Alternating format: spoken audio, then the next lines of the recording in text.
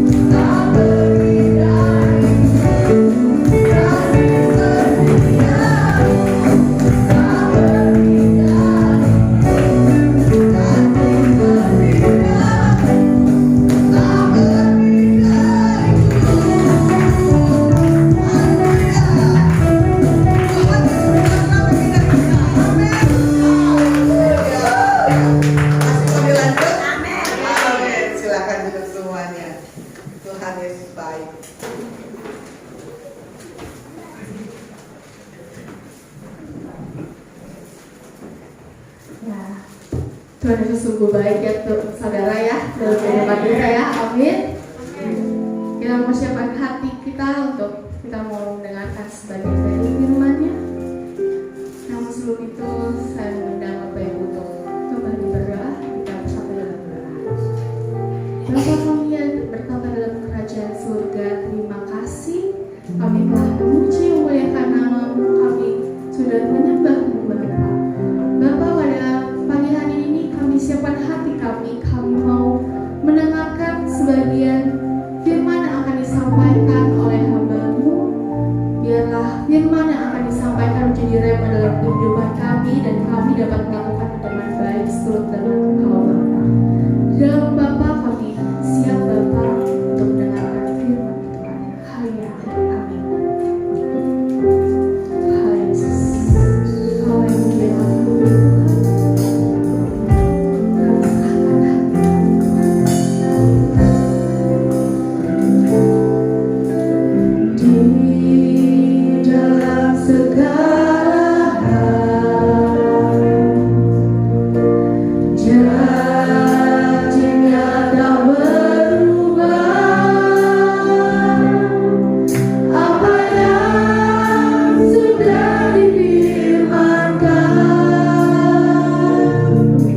Berjalan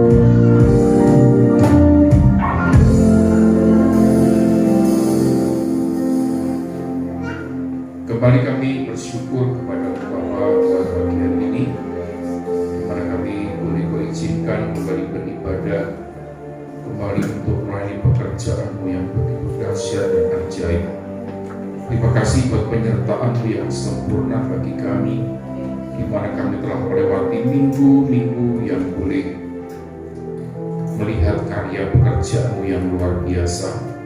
Dan Kau sampai hari ini ada sungguh karena berkat-Mu melimpah bagi kami. Terima kasih Bapa, kami bersyukur untuk hari-hari ini, di mana Engkau terus memperkenan kami ada dalam kasih-Mu, memperkenan kami ada dalam kemurahan. Sebentar kami akan bersama-sama membaca firman-Mu, mari urapi setiap kami, juga Engkau yang menyampaikannya. Demi nama Yesus kami berdoa, haleluya, amin. Baik, terima kasih untuk ibu PAW yang luar biasa sudah mulai kita hari ini. Iya, selamat pagi semuanya, shalom. Ya, puji Tuhan, tepat yang baru berapa bulan? 3 bulan, luar biasa Bapak Ibu ya. Kita bersyukur karena Tuhan itu selalu baik menepati janjinya bagi orang-orang yang percaya dan berharap kepada Tuhan. Ya, hari ini saya akan bersama-sama mengajak Bapak Ibu untuk merenungkan dari kitab Filipi pasal yang keempat. Kita akan membaca bergantian Filipi pasal yang keempat ayat yang ke-10 sampai ayatnya yang ke-20. Filipi pasalnya yang keempat 10 sampai 20 ya.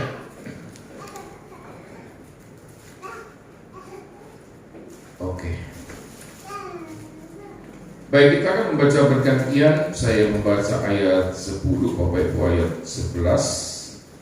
Nanti kita akan sama-sama membaca dalam ayat yang ke-20. Ya, Filipi pasalnya yang keempat ayat 10 sampai 20. Aku sangat bersukacita dalam Tuhan bahwa akhirnya pikiranmu dan perasaanmu bertumbuh kembali untuk aku. Memang selalu ada perhatianmu, tetapi tidak ada kesempatan bagimu. Sama-sama 11, 2, 3. Kukatakan ini bukanlah karena kekurangan. Ayo, suaranya mana? 11. Filipi pasal 4 ayat yang ke-11. Kukatakan ini bukanlah karena kekurangan, sebab aku telah belajar mencukupkan diri dalam segala keadaannya. Aku tahu kekurangan dan aku tahu apa itu kelimpahan. Dalam segala hal dan dalam segala perkara tidak ada sesuatu yang merupakan rahasia bagiku, baik dalam hal kenyang maupun dalam hal kelaparan, baik dalam keadaan kelimpahan maupun dalam hal kekurangan. 13. Dalam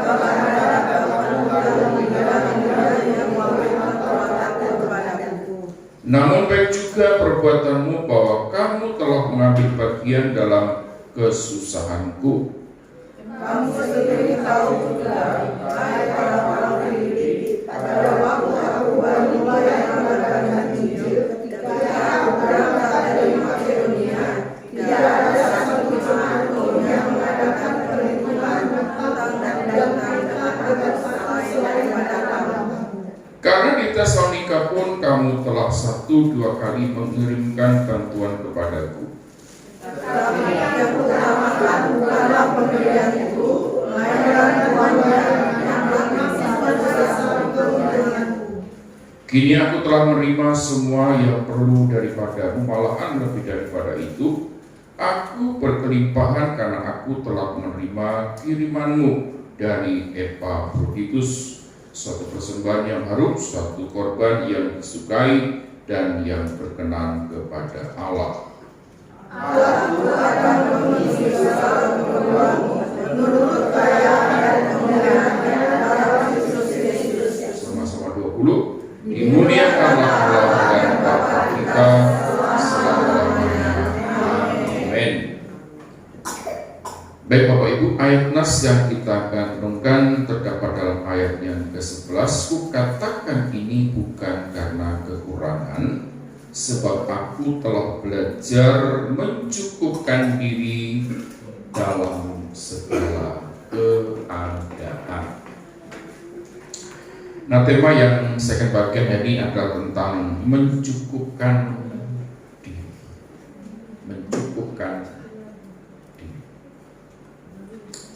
Nah, kenapa ini disampaikan kepada kita, saudara saya?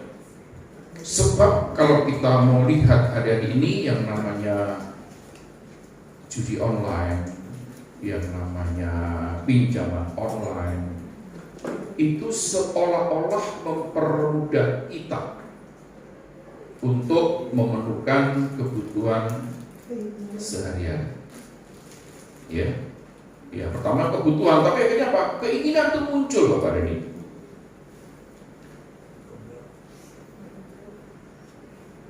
Nah, lalu kalau kita sudah terjerat dengan apa yang menjadi kesusahan banyak orang, bahkan di Jakarta ini ada kurang lebih puluhan ribu, ya, bukan orang dewasa tetapi anak-anak Bapak Ibu. Mereka sudah terjerat pinjaman online. Nah, mari kita menyikapi hal ini dengan apa yang ingin saya sampaikan. Tentunya ini bukan saya tapi hati Tuhan untuk setiap kita.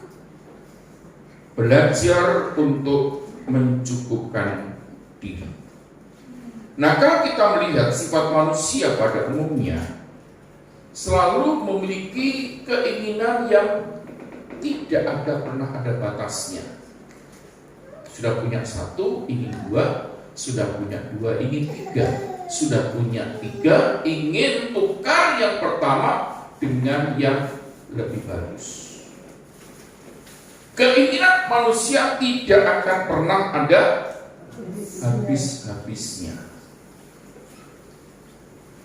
Dan kalau kita lihat ketika kita jalan di satu tempat, ya, barang itu menarik, ya, makanya aku beli. Kadang-kadang kita nggak butuh Bapak Ibu. Karena dia menarik, akhirnya kita apa? Membeli.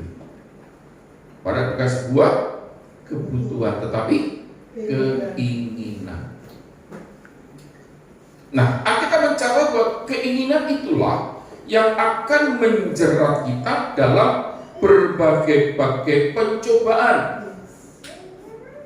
Keinginan atau nafsu kita yang akan membebani kita yang seharusnya bukan menjadi bagian beban kita selanjutnya.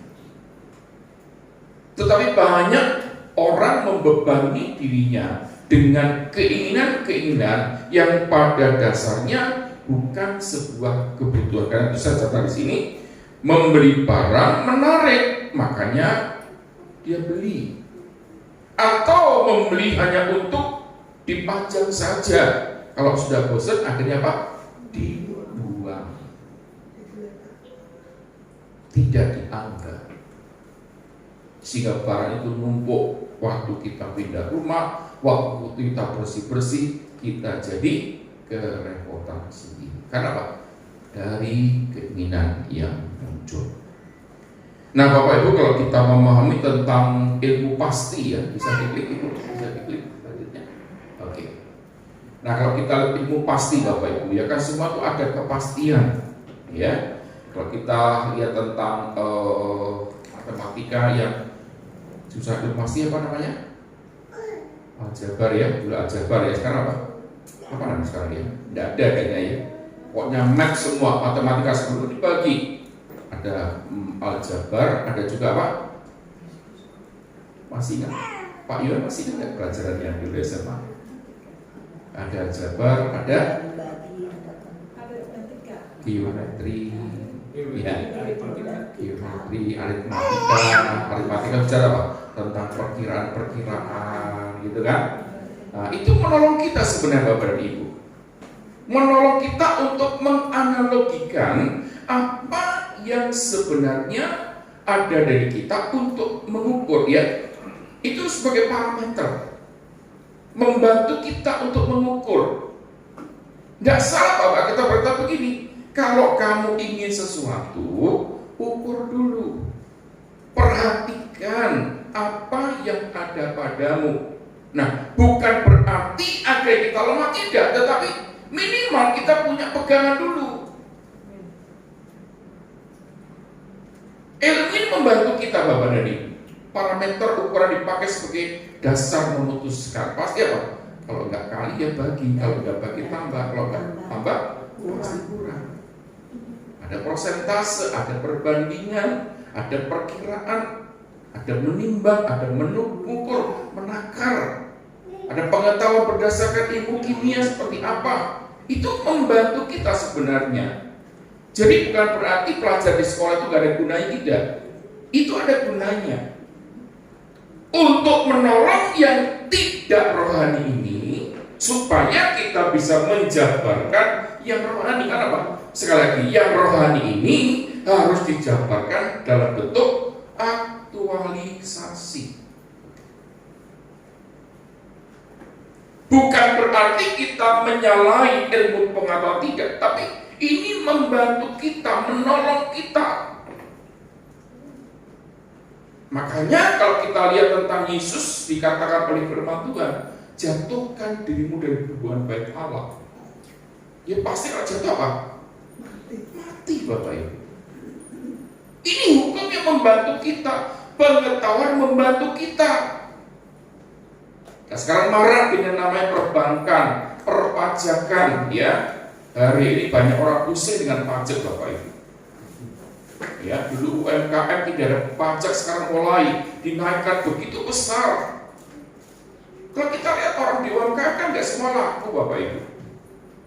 Dan anehnya itu berdasarkan omset, bukan laba, bukan keuntungan, bukan payah Bapak Ibu. Nah, kalau kita tidak mengerti akan pengetahuan ini, kita berkata, ini kayak apa sih, kayak apa? Nah, justru ini sudah kalau kita ini mengerti, maka apa? Kita pasti berdoa yang tahu sasaran.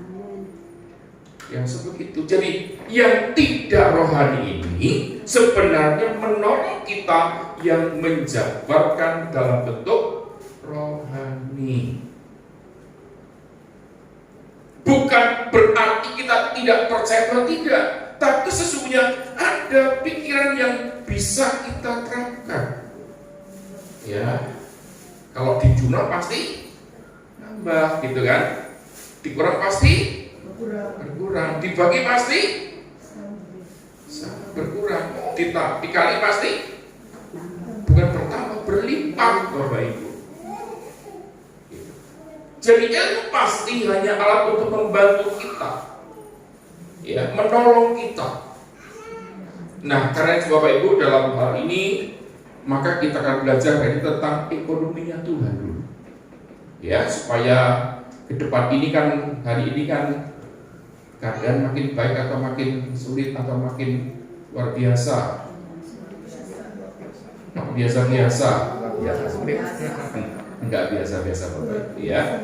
Hari ini tidak ada yang biasa. Hari ini benar-benar perlu sesuatu yang bekerja dari kita, otak kita, roh kita, jasmani kita. Mari kita fokuskan supaya kita bisa mengerti apa yang menjadi rencana dan kehendak. Contoh selanjutnya. Nah, pelan-pelan saja, pelan-pelan, jangan cepet-cepet, satu-satu, ya. Naik lagi. Nah, kalau kita buat kue, ya, pastikan ada bahan yang dipakai. Tidak semua bahan bisa dipakai untuk membuat kue, membuat roti. Ada barang-barang yang dipilih, ada barang-barang yang akan dipergunakan, ya. Jangan sampai nanti kalau sudah buat kue, orang bilang, apa ini kue macam apa ini, gitu kan, ya. Jadi untuk membuat kue itu juga perlu apa? Bahan yang akan dipakai. Misalkan aku mau bikin kue dari umbi-umbian, dari ketela, dari apa namanya, ketela kan macam-macam, ada ketela lambat, ada ketela singkong, saudara, ada dari sagu bisa, ya. Lihat bahannya dipakai. Lalu apa? Ukuran yang dipakai. Ya, kalau dulu kan saya punya mertua ini luar biasa Bapak Ibu. Kalau buat kue nggak pakai ukuran, pakai tangan nih Bapak Ibu. Ya, ukuran pakai gelas, selalu pakai gelas. Ini tuang-tuang yang dilihat ketika terakhir mau di open, mau diapa itu lihat apa? tanya diginikan Bapak. Oh ini sudah, ini bisa dioper. Oh ini belum. Nah itu kan dasarnya apa? Kira-kira. Sekarang kan luar biasa Bapak. Ukuran ini kan bisa macam-macam, ya, dengan timbangan, dengan gelas ukur kan begitu. Supaya apa? Ada satu resep yang paten. Ya, kalau jual makanan pasti tahu ini Bapak Ibu. Ya, karena apa? Pelanggan itu lidahnya kadang-kadang rewel. Kok nggak enak hari ini masakanmu?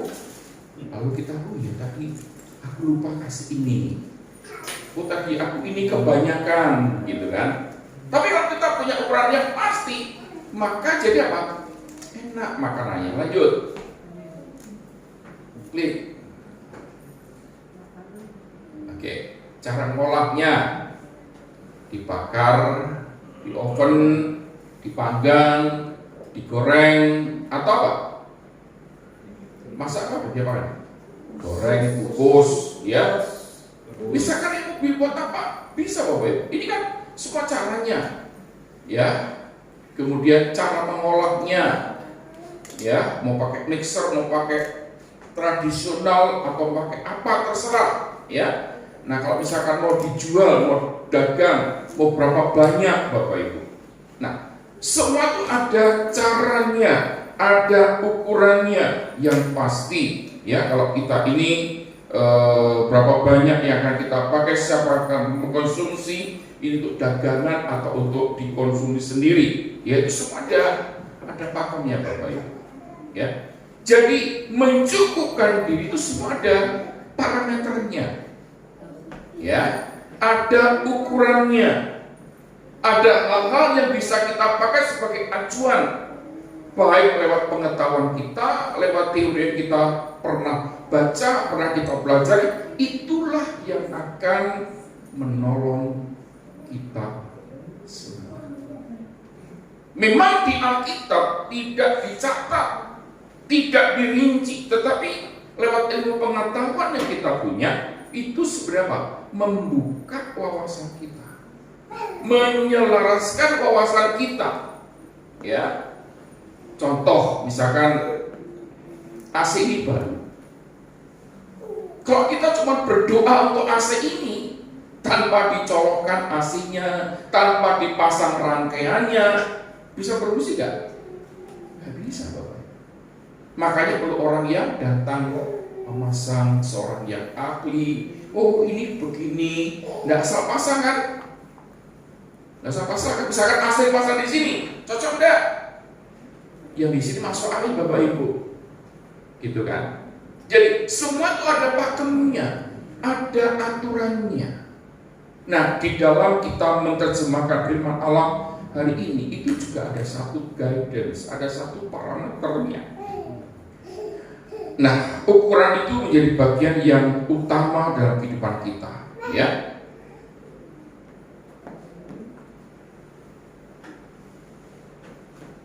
Mencukupkan itu selalu berbicara tentang ukuran, ya. Jadi kalau kita bicara tentang mencukupkan itu berbicara tentang ukuran.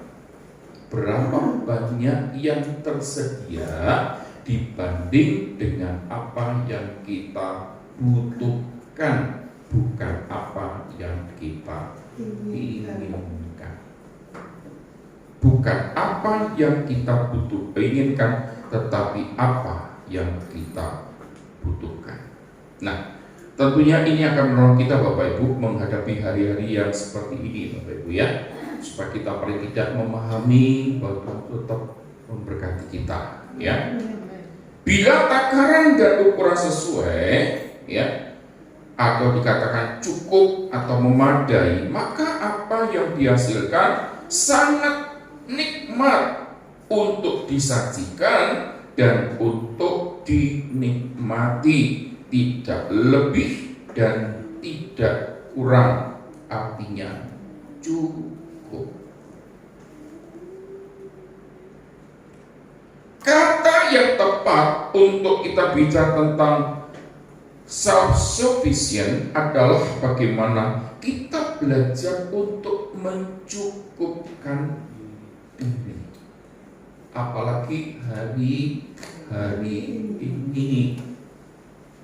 Ya, jangan lihat yang ono-ono Bapak, yang sana sini jangan dilihat. Ayo kita lihat diri kita. Apa yang ada pada kita? Ya. Dan kebanyakan hari-hari ini kejahatan muncul karena apa? Karena banyak sekali keinginan. Nah, justru rasa cukup inilah yang akan menolong kita, membantu kita untuk tetap melihat perjalanan hidup kita bersama dengan Tuhan itu pasti apa? Kita bisa menikmati dari hari ke hari. Katakan amin. Nah, apa sih bahaya keinginan? Ini masih awal-awal Bapak ya. Apa sih bahaya keinginan? Yang pertama, bahaya yang pertama apa bahaya keinginan? Coba kita lihat di layar. Ya, udah itu aja. Nah, keinginan yang tidak diimbangi dengan kebutuhan bisa berdampak buruk, seperti menjadi pribadi yang sombong, pribadi yang arogan, ya, sulit mengendalikan emosi dan gangguan kecemasan, kehilangan jati diri, akhirnya gangguan emosi. Nah, kalau kita lihat Bapak Ibu hari ini yang marak di berita-berita tentang ini lakukan ini, begitu dibuka semuanya rentetannya banyak Bapak Ibu. Ya, seperti kemarin anaknya seorang pejabat. Ya, yang pertama waktu ada di Jakarta, ya, anak pegawai pajak, dia fraksi ternyata nyangkut orang tuanya. Di Makassar juga begitu, anak-anak baik cukai, dia fraksi kenapa? Semua disedikkan tertangkap, terakhir yang parah di Surabaya, dilindungi keinginannya supaya apa? Supaya bebas. Ternyata itu menjadi apa? Momok besar. Keinginan yang muncul, ya. Jadi keinginan itu berbahaya Bapak dan Ibu, ya. Sulit untuk membedakan, ya. Sulit membedakan. Lalu juga dikatakan keinginan itu sulit untuk ikuti peraturan. Pokoknya bisa. Kan sama-sama Tuhan, dengan Tuhan semua bisa. Lihat dulu. Kalau nak beraturan, pasti Tuhan tidak memberkati. Betul nggak? Kalau kita melanggar aturan yang ada, ya, itu pasti apa? Nggak ridho kata orang mereka. Nggak bisa diberkati. Keinginannya begitu. Siapa sih tidak kepingin cepat-cepat ke kantor sampai di kantor? Coba kepingin kan? Tapi apa? Ngawur di jalan. Tidak ikut aturan, melanggar lalu lintas, lampu terjang. Ya kan di Indonesia kan kebalik-balik ya Bu ya. Lampu merah jalan, lampu kuning jalan, lampu hijau tambah kencang. Gitu kan? Nggak ada ragu Bapak Ibu. Keinginan apa? Cepat sampai di kantor. Siapa sih tidak kepingin terjadi? Ya, perhatikan baik-baik Bapak Ibu. Ya. Kemudian apa? Keinginan itu membentuk sifat yang sangat luar biasa.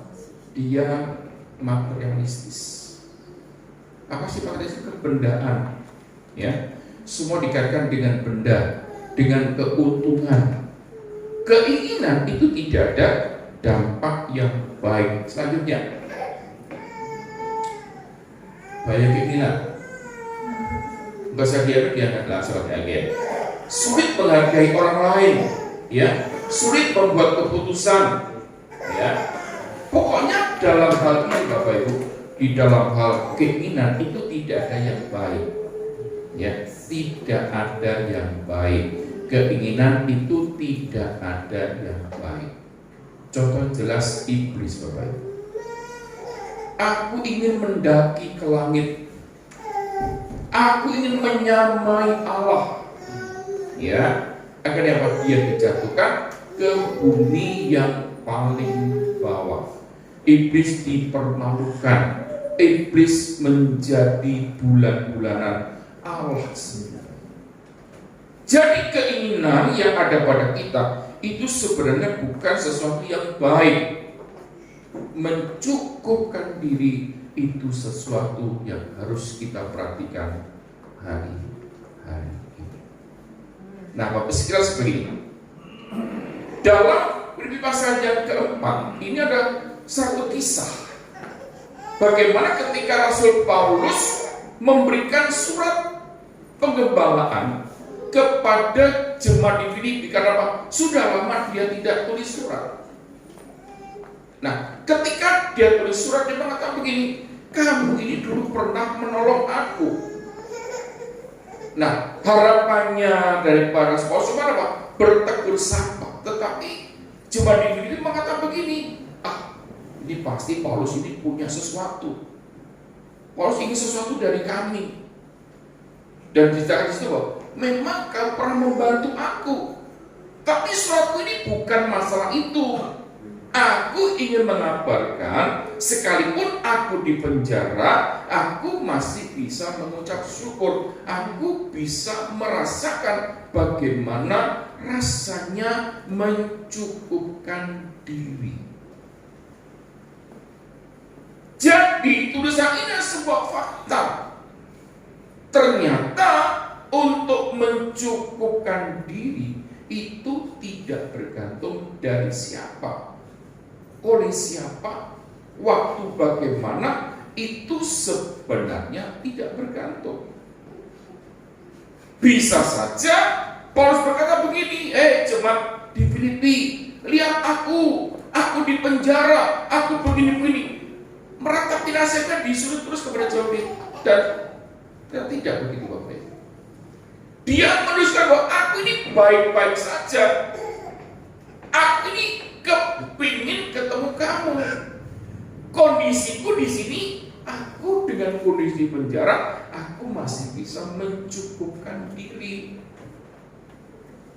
Tapi tentunya penjara zaman dulu dengan sekarang berbeda, Bapak. Berbeda konteks, berbeda masalah, berbeda keadaan, ya. Nah sekarang kan banyak orang masuk penjara bukan karena kesalahannya, harus menjadi keputusan orang lain. Ya, sehingga kalau kita lihat hari-hari Bapak Ibu, ya, penjara itu bukan tempat yang bukan tempat yang sebagai pendidikan, tidak, tapi tempat yang perlu kita doakan Bapak Ibu, ya. Nanti kalau saudara Bapak Ibu doakan supaya penjara-penjara kita itu benar-benar tempat untuk mendidik, tempat untuk melatih, tempat untuk memperbaiki, tempat untuk berinteraksi, tempat berrelasi. Dan saat ini Bapak Ibu, saat membantu kita. Dan kalau kita lihat Bapak Ibu, ya, penjara di Roma waktu itu bukan penjara biasa, tapi benar-benar penjara yang berisi dengan orang-orang dianggap sebagai penjahat besar. Namun dari tulisannya luar biasa, aku belajar untuk mencukupkan diri. Gue berkata begini, Pak Pendeta, kan betul. Di penjara ada apa? Gak ada apa-apa. Mau sama siapa? Tapi 2 kali diulang di ayat yang kita sangat populer Bapak Ibu. Dalam Filipi pasal 4 yang populer di ayat berapa? 19. Segala perkara dapat kutamu di dalam Dia yang memberi kekuatan kepada Allah, bukan memenuhi segala keperluanku dalam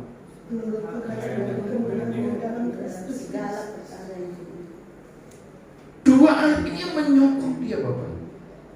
Dia bisa berkata, aku mengucap syukur. Sekalipun aku di penjara, aku masih bisa mengucap syukur. Sekalipun dalam hal ini jemaat di Filipi tidak lagi menyokong pelayanan Rasul Paulus yang sedang ada dalam penjara. Jadi rupa-rupanya dia berkata begini, rasa cukup itu bukan bergantung dari seseorang, tapi hanya bergantung kepada Tuhan. Lewat apa yang terjadi, lewat situasi yang ada, ternyata ketergantungan kepada Tuhan itu mutlak. dan menjadi sumber pengharapan kita, sumber kehidupan kita, sumber pertolongan kita, sehingga kita bisa mengucap syukur dalam segala keadaan. Ingat Bapak Ibu, kalau kita ini mengukurnya salah, maka kita akan terjerat di dalam berbagai macam keinginan. Nah, Bapak Ibu, kita akan belajar hari ini apa yang ingin disampaikan oleh Tuhan. Yang pertama, Rasul Paulus mengajarkan untuk mengajak kita berhati-hati dengan gaya hidup keinginan. Ya, ini kan kita bukan Doraemon ya. Aku ingin begini, aku ingin begitu, aku ingin banyak sekali. Dia punya kantong Doraemon. Semua diinginkan oleh Doraemon. Tidak butuh juga apa? Kita inginkan. Makanya Paulus berkata, jemaat di Filipi, hati-hati, dan juga bagi kita hati-hati dengan yang namanya keinginan. Lupa kalau tidak punya keinginan kan sudah mati Pak. Betul nggak? Nggak punya hasrat kan mati. Bukan itu maksudnya. Seharusnya kita bisa berkata bahwa bukan keinginan, tetapi apa yang kita butuhkan. Dan Tuhan selalu menjawab apa yang kita butuhkan, bukan apa yang kita inginkan. Karena keinginan itu mutlak bersifat jasmani, bersifat kedagingan. Makanya di dalam surat Roma pasal 12 dikatakan, berubahlah oleh pembaharuan budimu supaya kamu dapat membedakan manakah kehendak Allah yang baik dan yang sempurna. Keinginan itu berbahaya. Ya, saya harus jelas bahwa keinginan itu sumber malapetaka. Ya, hasrat itu memang Tuhan kasih, tetapi itu bukan segala-galanya. Mesti kita timbang, perlu enggak, butuh enggak dengan hal ini. Ya, kalau butuh pasti Tuhan apa? Memberkati.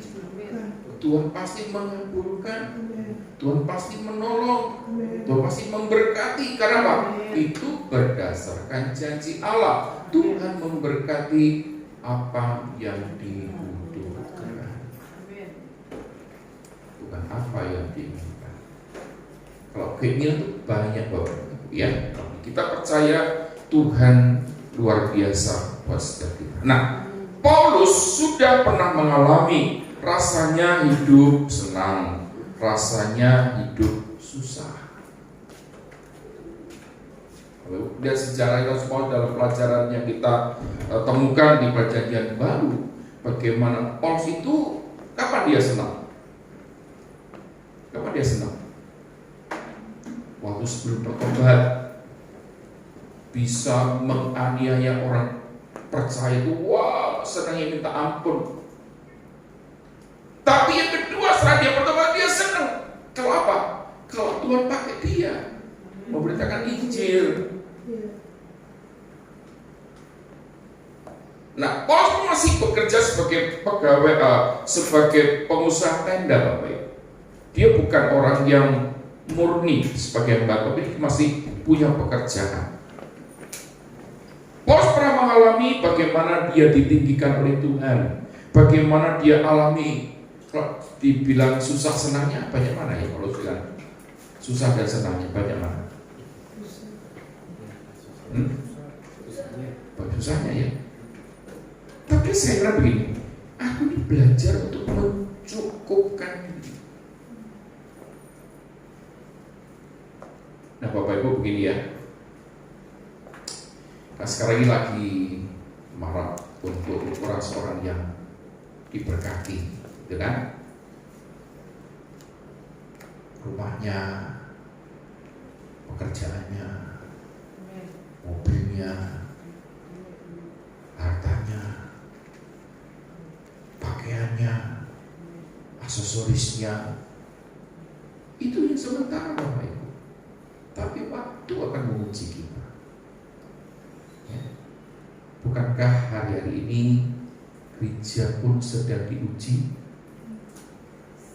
Betul nggak? Halo? Diuji Bapak Ibu. Ya. Bahkan gereja besar luar biasa, dari gereja kecil lah, nggak level. Kalau bisa berapa aku punya, aku beli. Itu apa keinginan Bapak Ibu? Maka tepat sekali kata firman Tuhan. Biarkan kambing dan domba tumbuh bersama-sama, ilalang dan gandum ada bersama-sama. Tapi lihat, ilalang masuk ke api, gandum masuk ke lumbung, domba masuk kandangnya Tuhan. Domba masuk kandang Tuhan, kambing nggak dihitung. Banyak orang Kristennya apa? Berbondong-bondong pindah. Kenapa? Tidak ada kenikmatan dan ibadah. Katanya begitu. Katanya orang-orang yang pindah. Gereja ini tidak enak. Pindah-pindah. Makanya Bapak Ibu hari ini yang bingung siapa? Tuhan bingung dengan kita. Kalau yang sana menyembah Baal, yang ini menyembah Tuhan, dia pasti beda. Tapi ini menyembah Tuhan yang sama kok. Itu keinginan arogansinya muncul Bapak Ibu. Nah, Paulus pun pernah mengalami demikian. Kalau kita baca dalam 1 Korintus, dan bisa langsung bagaimana ketika dia diterima oleh para murid-murid yang lain. Tapi dia tetap berkata, aku ini bisa mencukupkan diri dengan apa yang Tuhan beri buat aku. Ini bukan bicara tentang materi Bapak, tapi apa? Ada sesuatu yang bisa kita pelajari dalam kehidupan kita. Dalam keadaan senang, ia tidak tamak dan menginginkan lebih dan lebih tidak. Makanya dalam 1 Korintus pasal 9, pasal yang ke-9 kata begini, kalau kamu itu memberi apa sih faedahnya? Kayu berkata begini, berilah, maka kamu akan diberi satu takaran yang dipadatkan, digoncangkan, dan tumpah keluar. Apa sih maknanya Bapak Ibu? Ternyata Paulus menjawab luar biasa. Kamu memberi supaya yang kekurangan bisa cukup dan kamu tidak berkelebihan, dan supaya terjadi yang namanya keseimbangan. Hanya Dia yang bisa menjabarkan bagaimana pribadi Yesus, bagaimana cara memberi, bagaimana cara melayani. Itu satu-satunya adalah Rasul Paulus yang menerjemahkan apa yang dikatakan oleh Tuhan Yesus. Kalau dia benar-benar menghidupi Injil, menghidupi sang pribadi Yesus ini atas hidup sehingga apa? Waktu dia senang, dia tidak tamak, dia tidak serakah, dia tidak lebih baik dari yang lain, tetapi dia benar-benar mengalami Tuhan. Tetapi ingat baik-baik juga, ketika dalam keadaan kekurangan, ia menerima keadaan, ia tidak mengeluh dan tidak menyalahkan Tuhan. Makanya ayat terkenal dalam 1 Korintus pasal 13, 10 ayat 13. Apa dia katakan? 10:13, 1 Korintus 10:13. Pencobaan yang aku alami tidak melebihi kekuatanku. Dan bila aku dicobai, Allah memberikan aku kekuatan sehingga aku keluar sebagai pemenang. Laki-laki dan keadaan suka dan duka, dia masih berkata cukup. Bahkan ketika dia berdoa untuk penyakitnya, Tuhan berkata dengan konfirmasi, cukuplah kasih karuniaku bagimu, supaya dalam kelemahanmu lah kuasaku menjadi sempurna. Orang yang bisa menikmati rasa cukup seperti apa? Semua akan dimuarkan kepada Tuhan. Baik suka maupun duka, semua muaranya adalah Tuhan. Bukan dirinya, bukan orang lain, bukan keadaan, tetapi Tuhan. Allah Immanuel, Allah yang menyertai, Allah yang menolong. Itulah yang membuat dia berkata, dalam keadaan suka maupun duka, aku masih bisa belajar untuk mencukupkan diri. Kepada Ibu yang kasih Tuhan, kita nggak pernah tahu pasti, sekalipun sudah ada pemerintah yang baru. Hari ini pemerintah kita juga masih mau diobok-obok oleh, ya, sama orang nggak puas, ya. Kita juga tetap berdoa, ya, supaya semua bisa jalan dengan baik. Nah, dalam kondisi seperti itu, dalam keadaan suka dan duka, dia percaya bahwa Tuhan pasti memberi kesanggupan kepadanya untuk menanggung apapun beban hidupnya. Ayo hari-hari ini Bapak Ibu, orang sekalipun hamba Tuhan yang punya gereja besar, ya, ayo kita tetap waspada, tetap berhati-hati dengan yang namanya ketamakan, kerakusan. Itu harus benar-benar hati-hati.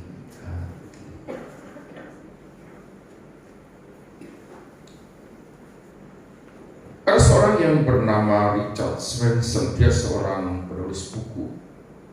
Dia ini orang sekuler, tapi dia juga penulis buku rohani, Bapak Ibu.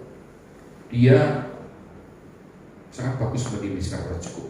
Rasa cukup adalah ketika kita bisa berkata kepada Gembala Agung sebagai penyedia bahwa apa yang ia sediakan itu cukup bagi kebutuhan jasmani. Di Surat Timotius berkata begini, asal ada makan dan pakaian cukuplah.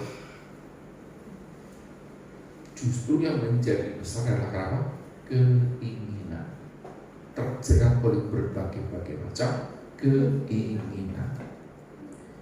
Mercu artinya perasaan itu seharusnya tidak berubah meskipun situasi berubah. Dia teruskan begini, hari ini saya naik mobil, besok mobil harus dijual karena sesuatu hal, dan terpaksa naik sepeda motor atau angkutan umum. Hal itu tidak mengurangi rasa cukup dalam hati. Bisa nggak Bapak? Bisa nggak? Berat ya? Loh, tapi itu memberkati, betul. Tapi hidup ini kan tidak selamanya seperti itu Bapak Ibu. Rasa cukup inilah yang membuat kita bisa apa? Bisa ada dalam setiap situasi dan kondisi.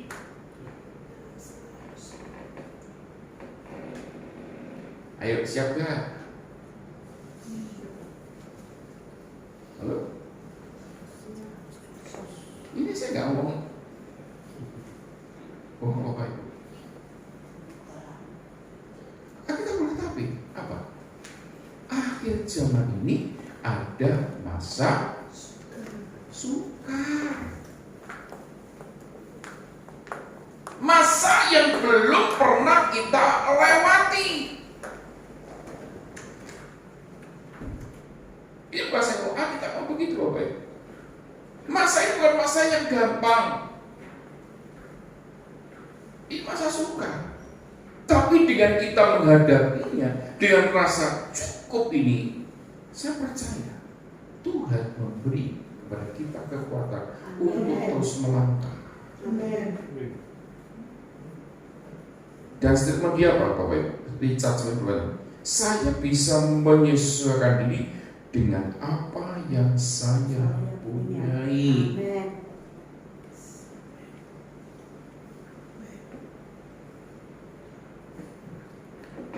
dulu kita mungkin bisa makan ya. Saya ini setuju dengan apa yang dipunya oleh falsafah orang-orang Tionghoa.